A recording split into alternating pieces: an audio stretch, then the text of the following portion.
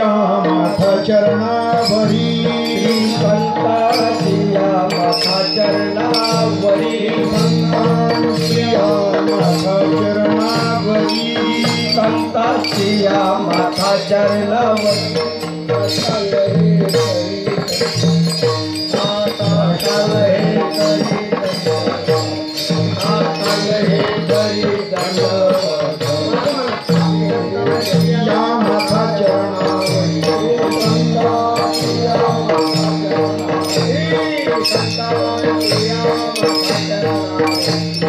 संतांचिया माथा चरणावरी हे करी दंडवत साष्टांग हे करी दंडवत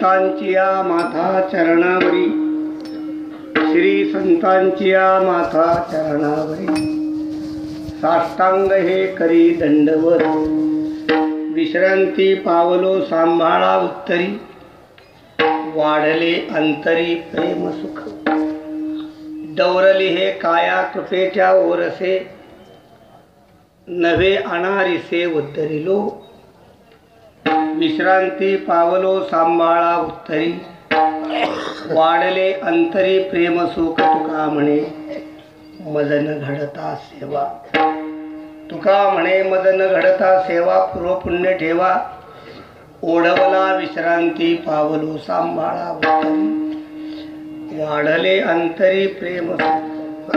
नमो ज्ञानेश्वरा, नमो ज्ञानेश्वरा, नमो ज्ञानेश्वरा, नमो ज्ञानेश्वरा, नमो ज्ञानेश्वरा, नमो ज्ञानेश्वरा,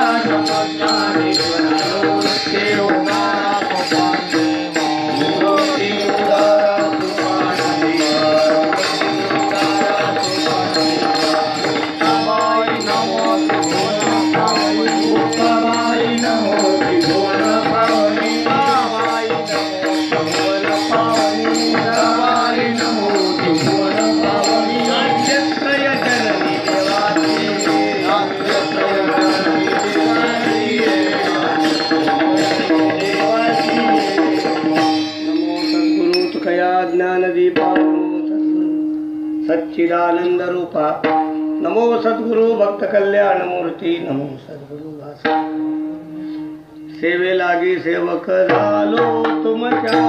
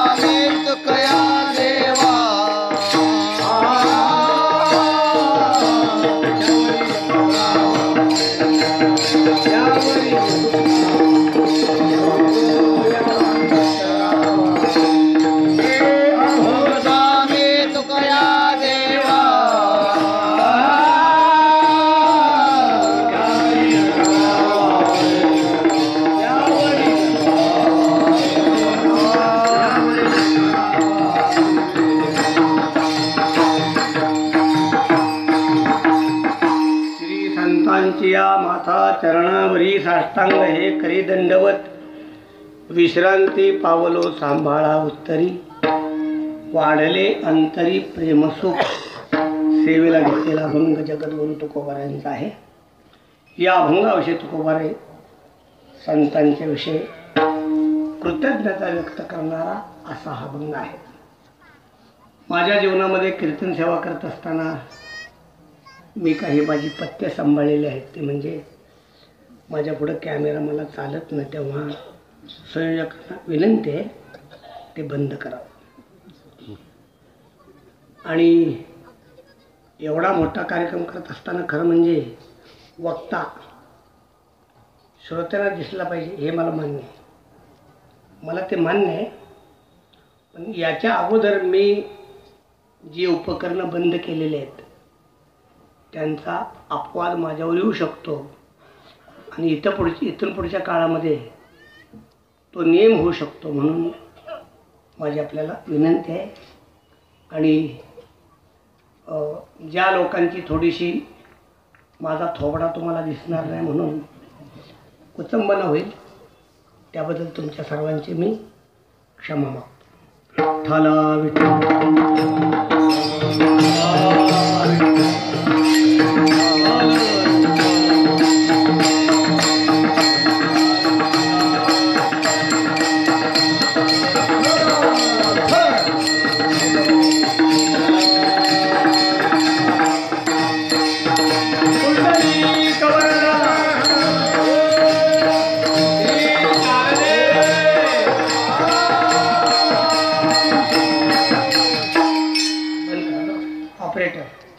ऑपरेटर बंद आहे तेव्हा काय ते पुढे बघायचं. उठून बघा, उठून उठा की, उठून बघा की दादा, उठा की, उठा की, उठा ना.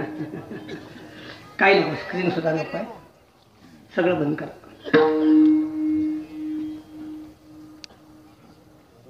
या कार्यक्रमासंबंधी भरपूर बोलायचं आहे आणि बोलणं गरजेचं आहे, कारण एवढा मोठा भव्य दिव्य कार्यक्रम या अलंकावरी क्षेत्रामध्ये प्रकाश महाराजांनी घेतलेला आहे. खरं म्हणजे त्यांचं कौतुक केलं पाहिजे. जे चांगलं आहे त्याचं कौतुक केलंच पाहिजे. जे चांगलं नाही त्याच्याबद्दल बी जाणीव दिली पाहिजे. आणि मी स्पष्ट वक्ता आहे, आपल्या सर्वांना माहीत आहे. प्रकाश बुवांनी पहिल्या दिवशीच मला कार्यक्रम दिलेला आहे. त्याच्या पाठीमागे त्यांचा उद्देश काय मला सांगता येत नाही, परंतु वक्त्याचा क्रम लावत असताना पुढच्या वक्त्याची उंची वाढत जावी,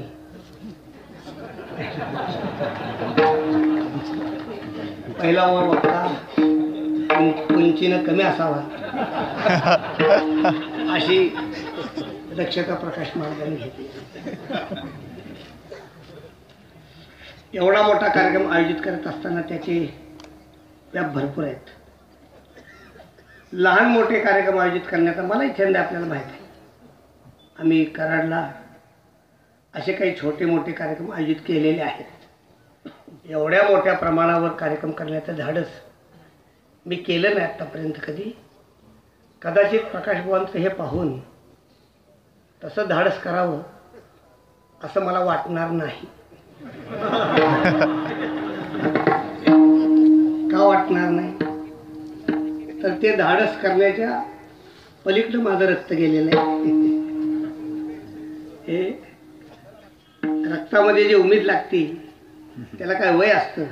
आणि निष्कारण प्रकाश बुवाने एवढं मोठं धाडस केलेलं आहे.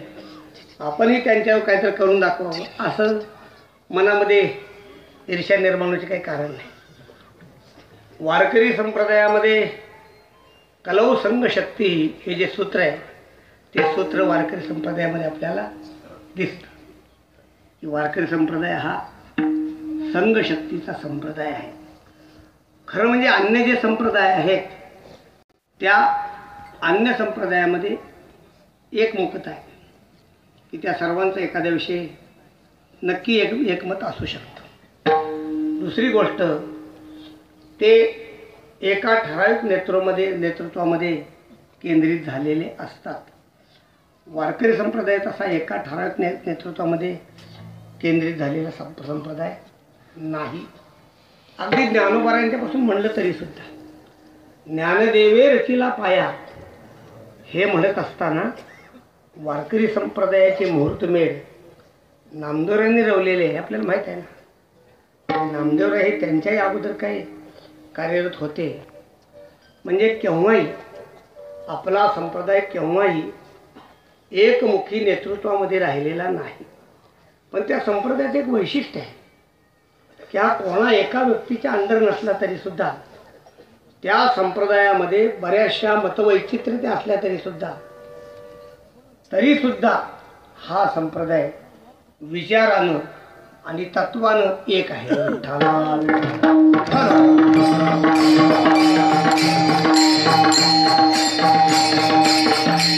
कळ्यामध्ये माळ घातल्यानंतर मद्यपान करू नये, मौनभक्षण करू नये, परिस्थितीकडं वाईट नजरेनं पाहू नये. ही जी वारकरी संप्रदायाची तत्व आहेत ती तत्व आजही सर्वांची समान आहेत. सर्वांची आजही ती तत्व समान आहेत. त्यामध्ये बदल कोणताही नाही. प्रकार असा आहे, एवढ्या मोठ्या महाराष्ट्रावर विखुरलेल्या संप्रदायाला एकत्र करणं हे तसं सोपं काम नव्हे. आणि माझ्यासारख्याचं मत असं आहे की ते सगळं एकत्र करण्याचा प्रयत्न कुणी करू नये असं माझं म्हणणं. या सर्वांची एक मोठ बांधण्याचा प्रयत्न कधी करू नये. गेल्या 15 ते 20 वर्षापासून मी महाराष्ट्रातील महाराज लोकांना एकत्र करण्याचा एक केविलवाना प्रयत्न मी करतोय. असा एक महाराज नाही, माझा तो प्रयत्न चालू आहे. या ना त्या मार्गाने आम्ही तो प्रयत्न सतत चालू ठेवलेला आहे. आजही तो चालू ठेवलेला आहे. हे सगळे लोक एकत्र येत नाहीत, पण माझ्यासारख्या माणसाला खंतही वाटते बऱ्याच वेळेला. पण त्याचबरोबर दुसऱ्या बाजूने विचार केल्यानंतर हे वारकरी संप्रदायातले जे महाराज आहेत त्या महाराजांना दिग्गज म्हणून संबोधलं पाहिजे. ते सामान्य नव्हे. आज प्रकाश महाराजांनी एकट्याने एवढा मोठा कार्यक्रम उभा केलेला आहे, म्हणजे हे सामान्य माणसाचं काम नाही, म्हणजे दिग्गज म्हटलं पाहिजे आपण. असे वारकरी संप्रदायामध्ये अनेक दिग्गज आहेत आणि हत्तीला कधी एका दावणीवर बांधता येत नाही. हत्तीला एका ठिकाणी एका दावणीवर बांधता येत नाही. जास्तीत जास्त आपण बैलांना बांधू शकतो, पण हत्तीची ताकद जास्त असते. असं मी म्हणत नाही, तुकोबाराय सांगतात, मिळाली या भद्र जाती कैशा आनंदे डुलती शूर उठावती एका एक आगळे. अशी कलियुगामध्ये जी संघशक्ती ती संघशक्ती वारकरी संप्रदायाच्या स्वरूपात आपल्याला बघायला मिळते. प्रकाश बुवांना नेहमी असा तो छंद आहे कोणत्या त्या क्षेत्रावर असं काहीतरी ते करतात. ज्ञानोबारायांच्या ज्ञानेश्वरीच्या सप्तशतकोत्तर रौप्य महोत्सवाच्या निमित्तानं 725 हे 725 वर्ष आहे. म्हणून प्रकाश महाराजांच्या डोक्यामध्ये कल्पना आली की 1,07,725 असा भव्य दिव्य आकडा आपण या ठिकाणी पूर्ण करावा. त्यांचा आकडा पूर्ण झाला आहे का नाही याबद्दल मी जास्त चर्चेमध्ये पडत नाही, कारण मी आत्ताच आलोय कीर्तनाला उभा आहे. पण प्रश्न तो गौण आहे. हा आकडा पूर्ण झाला का नाही हा प्रश्न गौण आहे. महत्त्वाचा प्रश्न आहे की या ठिकाणी त्यांनी एवढा मोठा प्रयत्न केला हे आपल्याला मानावं लागेल. माझ्यासारखा मनुष्य कुठं 5-10 हजार जर वाचक बसवले तरी मला 24 तास मला विश्रांती मिळत नाही. मी कीर्तनात बसतही नाही, उभा राहत नाही. एवढ्या व्यापातून प्रकाश महाराज कीर्तनात येत आहेत हे मात्र मानवाला काहीतरी नियोजन असेल. आपल्या या सगळ्या कार्यक्रमाचं एक चांगलं नियोजन चाललेलं आहे.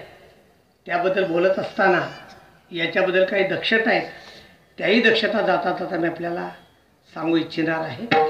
त्याचीसुद्धा आवश्यकता आहे, ते मी नंतर सांगेन. संप्रदायाच्या नियमाप्रमाणे पहिल्या दिवशीची सेवा ही मंगलाचरणाची असते आणि म्हणून मंगलाचरण करण्यासाठी नमस्कार करायचा असतो. तो नमस्कार करत असताना आपण या ठिकाणी आळंदी ज्ञानोबारांच्या नगरीमध्ये आहोत आणि म्हणून संप्रदायाचा जो शिरस्थ आहे तो शिरस्थ आमच्या संप्रदायाचं फडकऱ्यांचा आमचा नियम असा आहे की पहिल्या दिवशी सेवा म्हणजे समचरण दृष्टी. हा एक संप्रदायिकामध्ये फडकऱ्यांच्यामध्ये आबाधित आमचा नियम आहे. पहिल्या दिवशी समचरण दृष्टी विटेवरी साजे हाच अभंग घेतात. पण आपण इथं आळंदीत आहोत, ज्ञानोबारांच्या नगरीत आहोत. ज्ञानोबारांच्या सारख्या संतांचं मंगल करण्याच्या दृष्टीनं मी या अभंगाचा उल्लेख या अभंग घेतोय. माझ्यापुढं बसलेले जे श्रोते आहेत ते सगळे विद्वान आहेत, आचार्य आहेत, शास्त्री महाराज आहेत. 2 रामकृष्ण माझ्या पुढे आहेत आणि मी त्यांच्यापेक्षा जास्त सांगणार आहे असं मुळीच काही नाही. मला काय सांगता येते सगळ्या महाराष्ट्राला माहीत आहे मी काय सांगतो. बरीचशी माझी कीर्तनं संप्रदायातला चाकोरीबद्ध विषय सोडून बाहेर कुठेतरी जातात. हे सगळे मग मी जास्त आपल्याला सांगणार नाही. प्रथम दिन आहे या सगळ्या कार्यक्रमाचा उपोद्घात म्हणून सांप्रदायिक पद्धतीनं आपल्याला त्याचं काही सांगून माझी सेवा पूर्ण करणार आहे.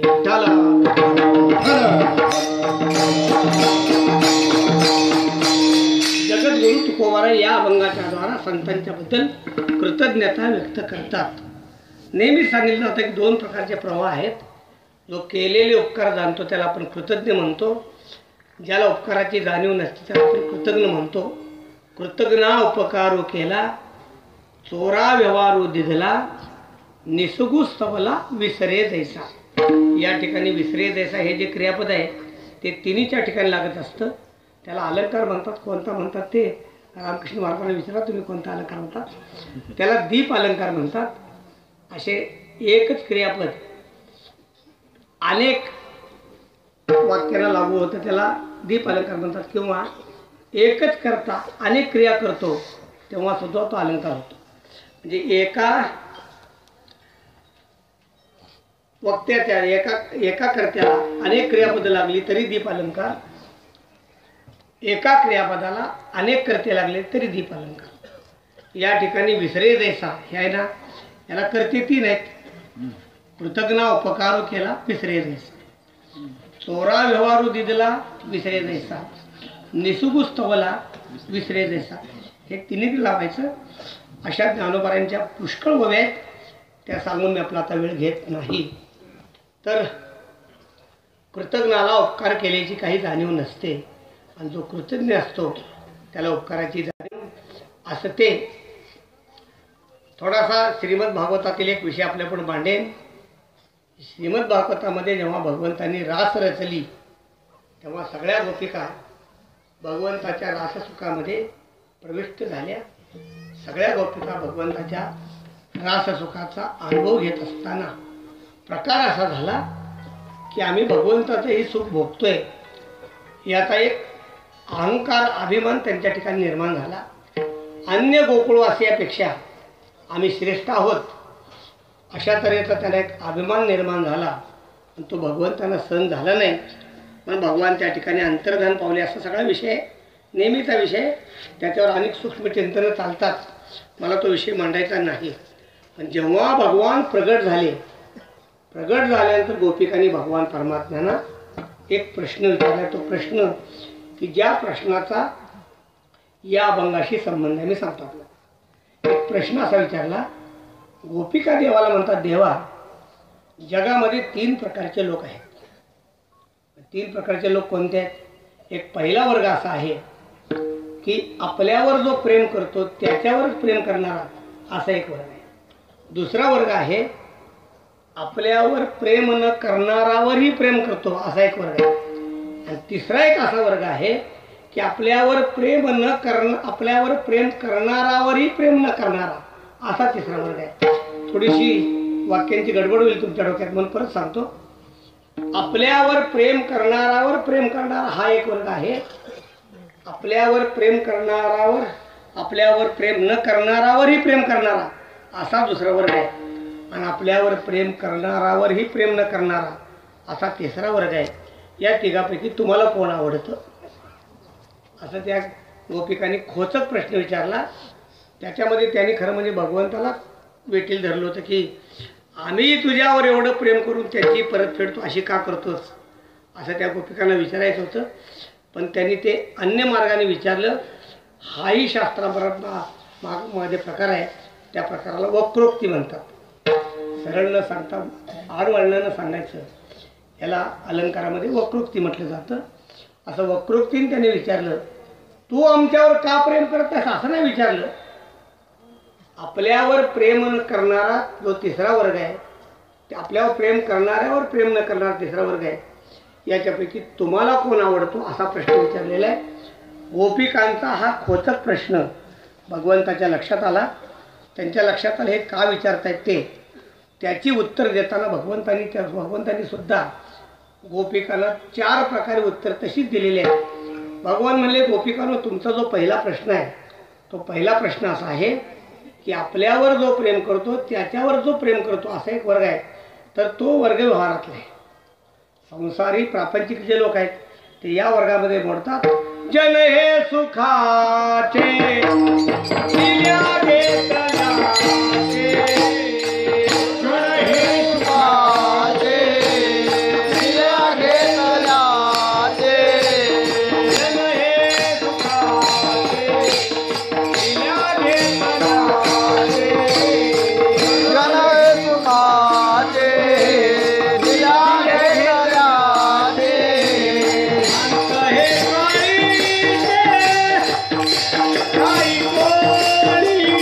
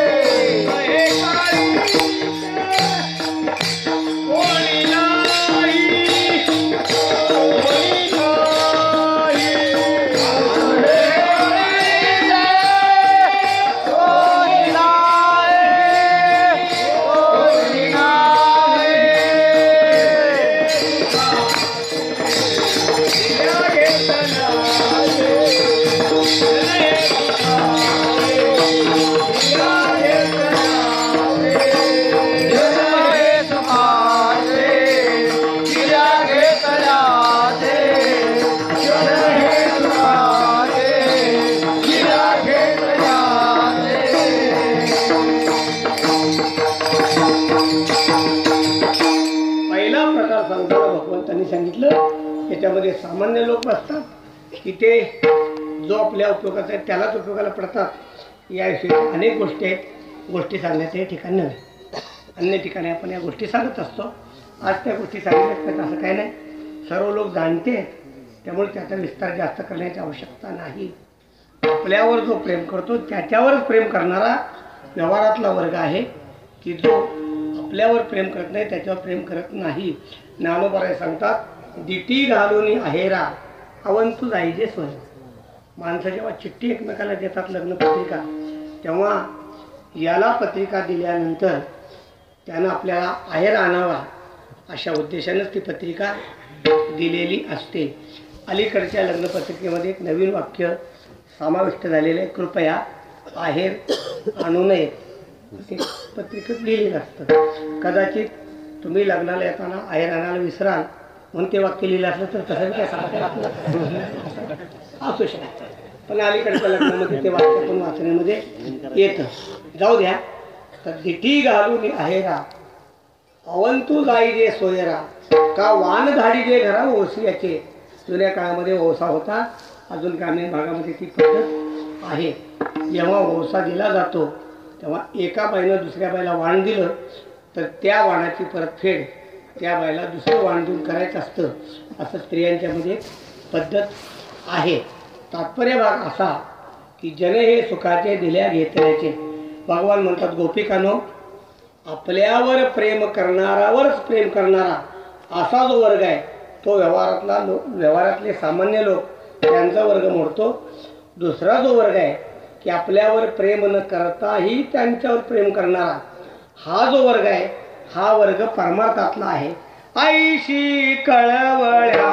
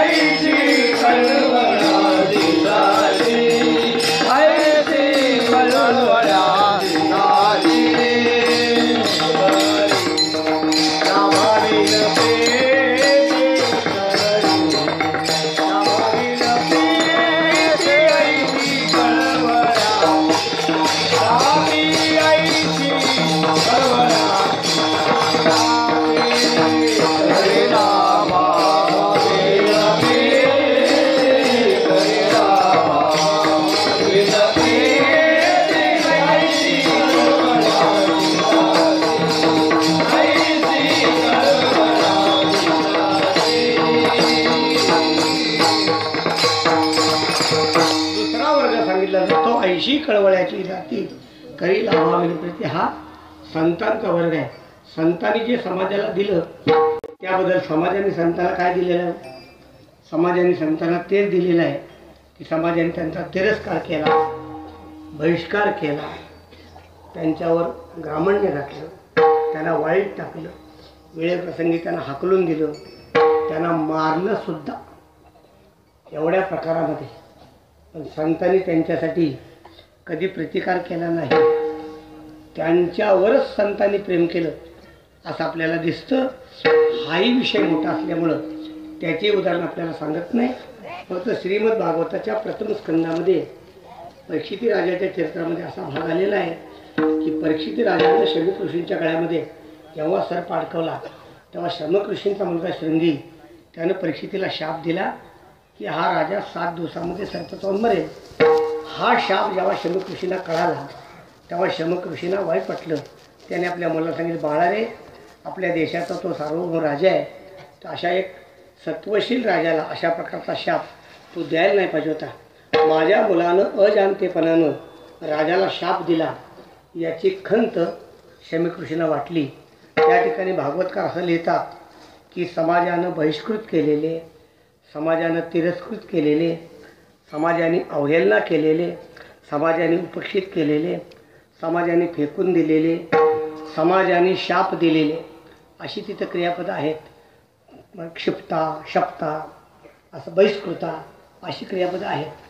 ते पाठ करून सांगण्याची माझी सवय नाही. आपलं आठवत तेवढं सांगायचं. तर अशी तिथं पदं आहेत.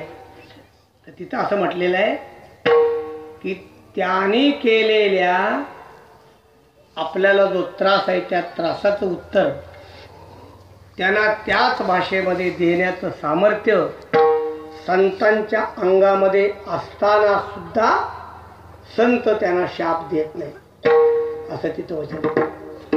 त्यांच्याकडं सामर्थ्य असून सुद्धा. एक उदाहरण आहे, जय विजयाने संकाधिकांना अडवलं. सगळ्यांना माहिती. आता प्रकार काय, जय विजयाने संकाधिकांना अडवलं तर संकाधिकांना लक्षात द्यायला पाहिजे की जय विजयाचा अधिकारच तेवढा ते द्वारपाळ आहेत. द्वारपाळाला कुठं ब्रह्मनिष्ठ महात्म्य ओळखण्याची ताकद असते का? आणि जर द्वारपाळाला ब्रह्मनिष्ठ महात्म्य ओळखण्याची ताकद असती तर त्याला द्वारपालता करावे लागले असते का? लागले असते का? एवढाच नियम आहे की कीर्तन कसा फडाचा नियम आहे बरं का. कीर्तनकार एकदा उभा राहिला की आमचे फडकरी नंतर कुणाला दर्शन घेऊन देत नाहीत, असा एक नियम. तो नियम चांगला आहे. म्हणजे कीर्तनकाराचं लक्ष विचलित होतं म्हणून काही नियम चांगले आहेत फडकऱ्यांचे. त्याच्या पाठीमागचं तत्व तुम्ही जाणलं पाहिजे. तेव्हा फडावर जो चौबदार असतो त्या चौबदाराला एवढीच आज्ञा असते की कीर्तनकाराने न घेतलं कुणाला पाया पडून देऊ नकोस. तो कोणालाच पाया पडून देत नाही. पण कोणाला पाया पडून त्याचं मध्यंतरी रामकृष्ण महाराज ललित कराले किंवा रामकृष्ण शास्त्री आले तर त्यांच्यासाठी हा नियम लावायचा नसतो हे चौबदाराला माहीत नसतं.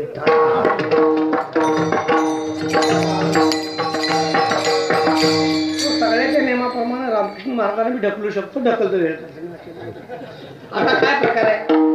प्रकार काय की जय विजयाने संकाधिकाने ओळखलं नव्हतं. बरोबर आहे. माझं म्हणणं असं आहे, संकाधिकाने जय विजयाने ओळखायला पाहिजे का नाही? यांनी आपला अधिकार ओळखलेला नाही, पण यांचा अधिकार कोणता आहे हे संकाधिकाने ओळखलं पाहिजे का नाही? बाबा हे सामान्य द्वारपाल आहेत, त्यांनी आम्हाला कशासाठी समजावून घ्यावं.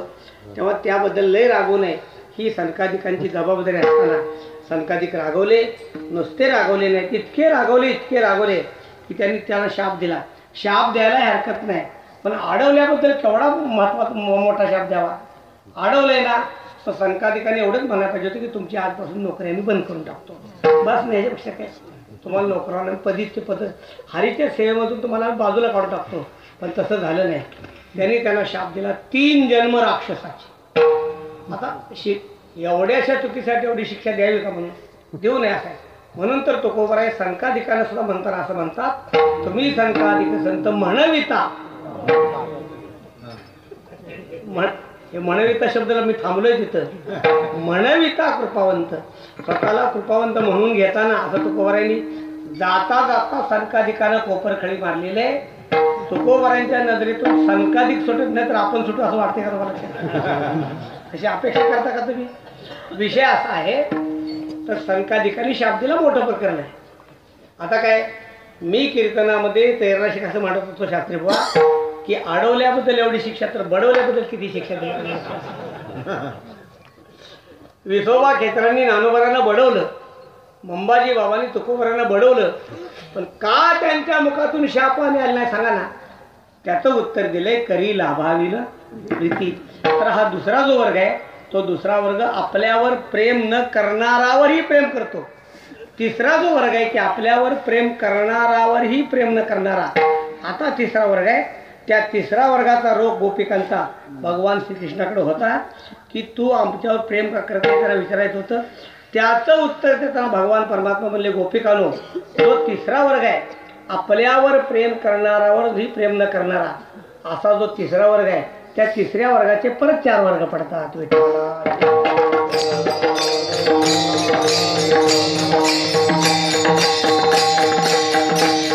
या तिसऱ्या वर्गाचे परत 4 वर्ग आहेत. तिसऱ्या वर्गाचे 4 वर्ग कुठले पडतात? भगवान म्हणले पहिला जो वर्ग आहे तो पहिला वर्ग आहे विदेही. विदेही महात्मा कोणावरही प्रेम का करेल सांगा? विदेही महात्मा दुसऱ्यावर प्रेम का करेल? अरे विदेही महात्मा स्वतःवरच करत नाही, तू दुसऱ्यावर कसा कामात येतं? माझी या देहाची मज नाही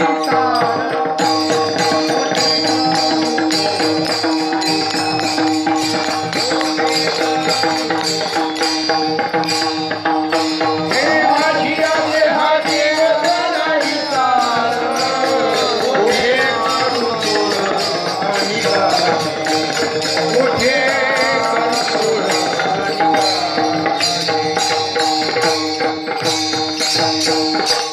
तुकोबाराय सांगतात, माझ्या देहाची मद नाही चाड, मला माझ्या देहाचं स्फुरण नाही, तर तुमच्या बाकीच्यावर प्रेम करा मी कसा काय रिकामा असेल प्रश्न. की तुकोबारायांचे मेहुणे आले, जिजाबाईंनी पोळ्या कसा प्रकार आपण ते मी सांगत असतो, त्याच्यामध्ये मीठ बसरलं वगैरे वगैरे. त्यावेळेला जिजाबाई रागवल्या आणि त्याने विचारलं तुकोबारायांना, का हो आपला मेहुणा चांगला जेवावा असं तुम्हाला का वाटत नाही. तुकोबाराय म्हणले, माझा काय दोष आहे, जेवणारा तू आहे, मी मी काय करणार जेवण. नाही पण स्वयंपाकामध्ये काही कमी जास्त असलं तर सांगायला पाहिजे का नको. तुकोबाराय म्हणले, कमी जास्त असलं तर त्याचा दोष तुझ्यावर आहे, माझ्यावर कसं काय. तू जर मीठ घातलं ना हा तुझा दोष आहे, त्याचा दोष माझ्यावर का घालते. तसं नाही. पण ते म्हणले तुम्हाला सांगायला काय झालं. तुकोबाराय म्हणले, अगं आवडे मला कळलं तर सांगेन ना मी. हा दृष्टांत सांगताना मला कळलं तर सांगेन ना, हा दृष्टांत सांगण्याची पात्रता वारकरी संप्रदायाची राहिलेली नाही असं मी तुम्हाला अधिकारवानानं सांगतो. की जिथं आमच्या जेवणामध्ये काय काय असावं असे फोन जातात, तिथं तुम्ही काय खातो आम्ही कास्या सांगा ते असं म्हणण्याची तुमची लायकी काय तेवढं सांगा. हाला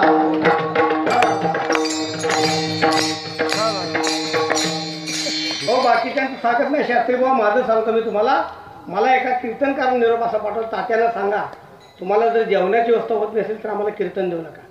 विशेष म्हणजे तो कीर्तनकार माझ्यापेक्षा कनिष्ठ होता, म्हणजे माझ्यापेक्षा तो ज्युनियर होता. माझ्यापेक्षा वर असता तर म्हणलो असतं बाबा तो आपल्याकडं काय चुकलं. माझ्यापेक्षा तो ज्युनियर होता. तरी त्यानं निरोप दिला की तात्यांना सांगा की तुम्हाला जर माझी जेवणाची व्यवस्था आम्हाला बोलवत जाऊ नका. मी त्याला उलटं उत्तर दिले की तू जेवायला आलो तसं काय कीर्तन करायला तेवढं सांग प्रश्न. तू जर कीर्तन करायला असेल तर कीर्तन केलं पाहिजे ना. जेवणासाठी तुला स्वतंत्र बोलवतो, मी माझ्यासाठी सांगतो असं तुम्हाला मी सांगत नाही. तर तुकोबाराय सांगतात यात माझा काय दोष आहे. अगं तुझा भाव जेवला नाही मी काय करायचं, आणि मीठ विसरलं हा तुझा दोष आहे. तुम्हाला सांगायला काय झालं होतं, मला कळलं तर सांगेन ना. कमीत कमी ते मला कळायला पाहिजे ना. मला जर कळत नसेल याचा अर्थ यांची विधेय अवस्था आहे. ज्यांची स्वतःची विधेय अवस्था आहे की जे स्वतःवर सुद्धा प्रेम करत नाहीत ते बाकीच्यावर काय म्हणून प्रेम करतील सांगा. मग तुम्ही त्याला भले प्रेम करा, ते तुमच्यावर प्रेम करू शकणार नाहीत. हा पहिला वर्ग. दुसरा वर्ग आहे कृतकृत्य पुरुष. कृतकृत्य पुरुषाच्या जीवनामध्ये मनोनी ज्ञानिया पुरुका कृत्य करू सरले रेखा. कृतकृत्य पुरुषाच्या जीवनामध्ये आत्मानं चेद विजयानियात अयमस्मी ती पुरुषा तुमिच्छन कस्य कामाय. शरीर माणूस संजरेत, त्यामुळे कुठल्या कामासाठी प्रवृत्त आहोत भले तुम्ही त्याच्यावर प्रेम करा, पण तो जर कृतकृत्य आहे त्याला करणं काही शिल्लकच राहिलेलं नाही. तर असा महात्मा सुद्धा दुसऱ्यावर प्रेम करेलच असं सांगता येते. कदाचित करेल सुद्धा, पण ते करण्यामध्ये त्याची तुमच्या प्रेमाची भावना असली पाहिजे अशा अपेक्षा ठेवायची नाही. तिसरा वर्ग सांगितला की आपल्यावर ज्यानं प्रेम केले त्याचं जर ज्ञान आपल्याला नसेल तर, आपल्या म्हणजे अविज्ञान आपल्याला माहीत नाही ना. कोणी तर आपल्यावर प्रेम केले पण आपल्याला माहीत नाही, अशा माणसावर आपण कसं काय प्रेम करणार, कसं काय करणार सांगा ना. कल्पना करा मी झोपलेलं आहे आणि तुम्ही माझी गाठ घ्यायला आला आणि माझ्या उशापाशी तुम्ही 500 रुपयाची नोट ठेवली. ठेवू नका, आपलं उदाहरण सांगा. उदाहरणामध्ये सांगतो की माझ्या उशापाशी तुम्ही समजा 500 रुपये ठेवू नका, पण समजा ठेवले तरी हरकत नाही, तसं काय बिघडत नाही. तर तुम्ही माझ्या उशापाशी 500 रुपये ठेवले आणि मी उठून बसलो आणि नंतर तुम्ही आला तर काय काम तुमचं, असं तारीख द्यायची नाही म्हणत. उठा गर्दी करू नका. ती माणसं म्हणते काय म्हणावं माणसाला, आम्ही याच्या उशाजवळ 500 रुपये ठेवले तरी आम्हाला बोलतो म्हणजे काय करायचं. आता त्याला माहीत नसल्यावर काय करायचं. तुम्ही त्याच्यावर प्रेम केले, त्याला माहीत नसेल ना, मग तुम्ही एकतर्फी प्रेम केला असेल ना, प्रश्नच नाही. पण त्याला जर माहीत नसलं तर तो तुमच्यावर प्रेम कसं काय करेल. घडलेला प्रसंग असा आहे, माझ्या खोलीत मी बसलो होतो आणि एक पुरुष आला. निवांत होतो मी. आता आल्यानंतर माझा स्वभाव जरा कडक आहे थोडासा. काय म्हणलं, जरा घाबरला. काय सांगा ना काय. मला गाता मंदिराला देणगी द्यायच्या असं होय, या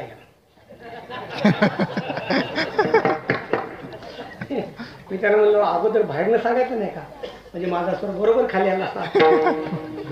म्हणण्याचा उद्देश असा आहे, तुम्ही एखाद्या व्यक्तीवर प्रेम करताय पण त्याला ते जर माहीत नसेल तर तो त्या प्रेमाची परतफेड प्रेमानं कसं काय करू शकेल. हा तिसरा वर्ग आहे. आणि चौथा वर्ग मात्र असा आहे की त्याला कृतज्ञ म्हटलेला आहे की तो केलेल्या प्रेमाची परतफेड प्रेमानं करत नाही. पुढचा भाग सांगायची आवश्यकता नाही, पण विषय म्हणून सांगतो. भगवान गोपिका म्हणले, गोपिकानो, तुमच्या म्हणण्याप्रमाणे तुम्हाला हेच म्हणायचं आहे ना की तुम्ही प्रेम करून मी तुमच्यावर प्रेम करत नाही, पण एक लक्षात ठेवा, मी कृतज्ञ नाही. भगवान म्हणले मी कृतज्ञ नाही, तर मी तुमच्याशी आनंद आहे. मोठमोठ्या ऋषीमुनींना जो प्रापंचिक त्याग करता येत नाही असा त्याग तुम्ही केलेला आहे, तर तुमचं फार कौतुक केलं पाहिजे. भगवंतांनी दुसरं उत्तर असं दिलेलं आहे की मी अंतर्धान पावल्यामुळे तुमचं प्रेम आणखीन उत्कट व्हावं ही माझी इच्छा होती, म्हणून मी अंतर्धान पावलं. तो विषय स्वतंत्र आहे. आपला विषय काय की केलेले उपकार न जाणणारा त्याला आपण कृतज्ञ म्हणतो, आणि केलेले उपकार जाणणारा त्याला आपण कृतज्ञ म्हणतो. परमार्थामध्ये असं आहे, व्यवहारातलं सगळं सोडून द्या. व्यवहारामध्ये कृतज्ञपणाच जास्त असतो, त्याबद्दल वाद नाही. पण परमार्थामध्ये मात्र ज्यांनी आपल्यावर उपकार केलेले आहेत ना, त्या उपकाराची जाणीव ठेवून त्या उपकारातून उत्तीर्ण होण्यासाठी काय द्यावे यासी स्वामी उपकाराई.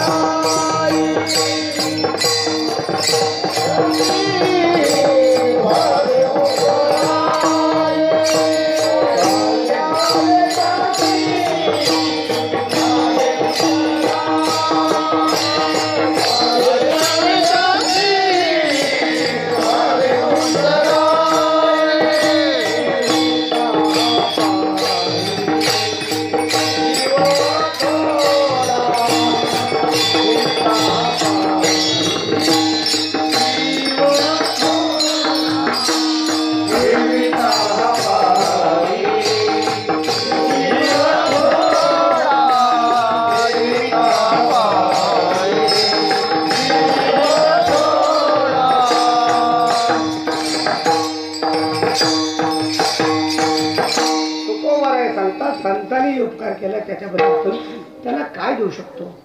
कोणती वस्तू दिली तरी सुद्धा आपण त्यातून उत्तीर्ण होऊ शकत नाही. काय देऊ शकतो आपण? पहिली गोष्ट दक्षिणा. बरोबर? संतांना दक्षिणा दिली पाहिजे. आवडते का त्यांना? आवडते का सांगा? दक्षिणा संतांना आवडते का महाराजांना आवडते? ऐका, संत महाराज आहेत बरं का. ज्ञानेश्वर कोण आहेत? संत ज्ञानेश्वर कोण आहेत? संत महाराज आहे. ज्ञानियांचा गुरु संत महाराज आहेत. महाराज संत आहेत असं सांगायचं, असं समजण्याचं काही कारण बहुतेक वेळेला नसतातच. विठ्ठला महाराजांना दक्षिणा पाहिजे, त्यात वाद प्रश्नच नाही. कसं आहे, पण संतांना दक्षिणा पाहिजे का? संत म्हणतात एर तुमचे वित्त धन, तुम्ही त्यांना दक्षिणा दिली, आवडते का? नाही आवडत. दुसरा प्रकार कुठला आहे? तुम्ही त्यांची स्तुती करा. स्तुती तुला आवडते का? नाही कवे स्तुती वाणिता गौरव होय माझा जीव का सांग, त्यांना स्तुती आवडत नाही. पण तिसरा प्रकार सेवा करा. घेतात का? शिष्याची दोन नगे. संत सेवा घेत नाही. संतांना स्तुती आवडत नाही. संतांना काही मोबदला दान दक्षिणा दिलेली आवडत नाही. मग काय शिल्लक राहील?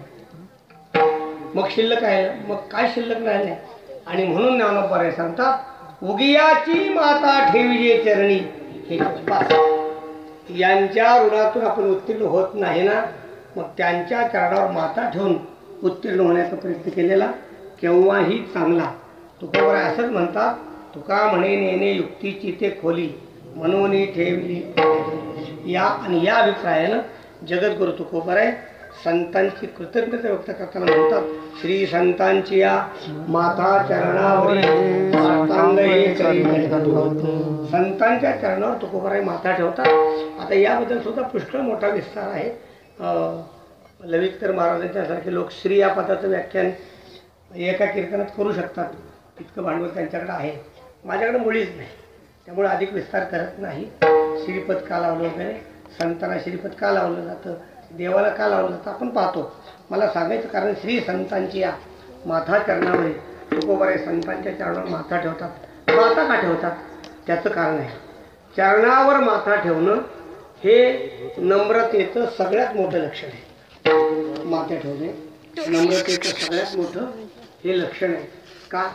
आपण हात जोडणं, अभिवादन करणं, हसणं हे सगळं वेगळं आहे, पण माथा ठेवणं हे अतिशय नम्रतेचं लक्षण. म्हणजे काय? आपल्या जीवनातला सगळा अहंकार दुसऱ्याच्या चरणावर माथा ठेवला की संपतो, ऐका, जगाच्या पाठीवर कोणत्याही देशामध्ये आणि जगाच्या पाठीवर कोणत्याही धर्मामध्ये अशा प्रकारची कृतज्ञता व्यक्त करण्याचा प्रकार नाही. अशी कृतज्ञता कुठे होते? जी वैदिक धर्मामध्ये केली जाते, जी भारत देशामध्ये केली जाते. बस ही कृतज्ञता व्यक्त करत असताना आपण नम्र, किती नम्र व्हायचं, नम्र किती व्हायचं, इतकं नम्र व्हायचं की आपलं शिर त्यांच्या चरणावर ठेवायचं. त्यांचे जे चरण आहेत, त्यांचे चरण म्हणजे त्यांच्या शरीरातील सर्वात निकृष्ट भाग आहे म्हणजे खालचा. आपलं जे शिर आहे ते आपल्या शरीरातील सर्वात उत्कृष्ट म्हणजे वरचा भाग आहे. आणि आपल्या शरीरातील सर्वात उच्च भाग त्यांच्या शरीरातील सर्वात नीच भागावर समर्पण करणं हे नम्रतेचा कडेलोट आहे. नम्रतेची ही पराकाष्ठा आहे, लक्षात ठेवा. ज्ञानोबा सांगतात, तरी श्रद्धा वस्तुसी आदरू करिता दानी जे प्रकारू जरी होय श्री गुरु सदाशिव. या बाबतीत भगवान शंकराचं उदाहरण सांगतात की आपला जो श्रद्धेय वस्तू आहे त्याच्याबद्दल किती नम्रता व्यक्त करावी, किती श्रद्धा व्यक्त करावी हे भगवान शंकरांच्याकडून शिकावं. म्हणजे काय, भगवान विष्णूच्या चरणातून निघालेली गंगा भगवान शंकरांनी आपल्या मस्तकावर धारण करून तो आदर व्यक्त केला. ती संतांची या माथा चरणावरी. मग ठीक आहे, आणखी परत साष्टांग कशासाठी? तुम्ही माथा ठेवला चरणावर. आता ऐका, चरणावर माथा ठेवत असताना नम्रता व्यक्त होत असते, पण त्यामध्ये समर्पण भाव नसतो. चरणावर माथा ठेवत नम्रता आहे, पण समर्पण भाव नाही. मग समर्पण भाव व्यक्त करण्यासाठी साष्टांग हे करी दंड. कोणत्या कारणासाठी? तुम्ही ही नम्रता संतांच्या ठिकाणी व्यक्त करताय, तुम्ही हे समर्पणता संतांच्या ठिकाणी व्यक्त करताय. याचं कारण काय? याचं कारण तुकोबारा सांगतात, विश्रांती पावलो सांभाळा. तुमच्या कृपेने मला विश्रांती मिळाली. कोणती विश्रांती आहे ते आपण नंतर बघू. वाढले अंतरी, मी तुमच्या कृपादानानं विश्रांतीला पावलेलो आहे. ही विश्रांती अशी अखंडित राहावी आणि तुमच्या कृपेनं माझ्या अंतःकरणामध्ये प्रेम सुख वाढलं आहे. प्रेम सुख वाढण्यासाठी अन्य कोणतंही ठिकाण नाही, लक्षात ठेवा. प्रेम सुख फक्त संतांच्या कृपेनं संतांच्या संगतीनंच वाढतं. या वैष्णवांचे घरी प्रेम सुख इच्छा रिद्धी सिद्धीद्वारी कर जोडून तिष्ठती. अन्य ठिकाणी प्रेमसुख वाढत नाही. तर प्रेमसुख वाढण्यासाठी संतांची कृपाच अपेक्षित आहे. म्हणून महाराज सांगतात, तुम्ही माझ्यावर जी कृपा केली, माझ्या अंतःकरणात जो प्रेमाचा वर्षाव झाला, त्याचं कारण आहे तुमच्या कृपा. म्हणून त्याच्यातून उत्तीर्ण होण्यासाठी मी तुमच्या चरणावर दंडवत घालतो आहे. माझ्या जीवनामध्ये आणखीन काय परिणाम झाला तो परिणाम सांगतात तुकोबाराय सांगतात, डवरली हे काया कृपेच्या वरसे. तुमच्या कृपेनं माझ्या या कायेला बहर आला, बहर. ही डवरलो भक्ती सुखे तुकोबाराय सांगतात. ही काया डवरली म्हणजे काय? या शरीरामध्ये दैवी गुणांचा प्रादुर्भाव झाला ना. तुकोबार एका अभंगामध्ये सांगतात की संतांच्या कृपेनं आमचं शरीर कसं डवरलं. लाडकी लेखमी संतांची मदवरी कृपा बहुतांची. काय परिणाम झाला? अकई चुडा हाती आला, अंकन मोती नाकाला, बोध मुराळी शृंगारीला, 84चा शिक्का केला, तुका तुकी उतरला, 6 कौल दिला.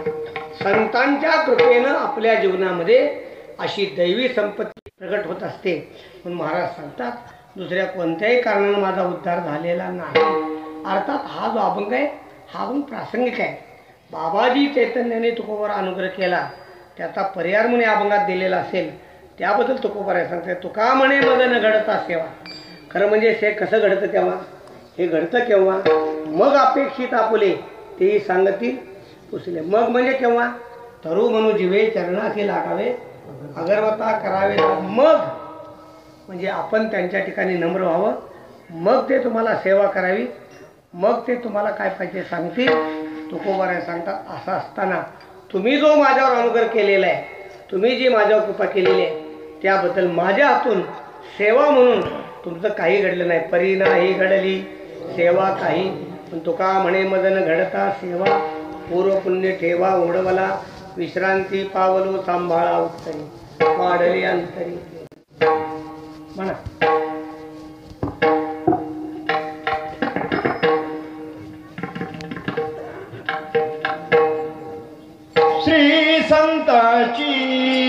या माथा चरणावर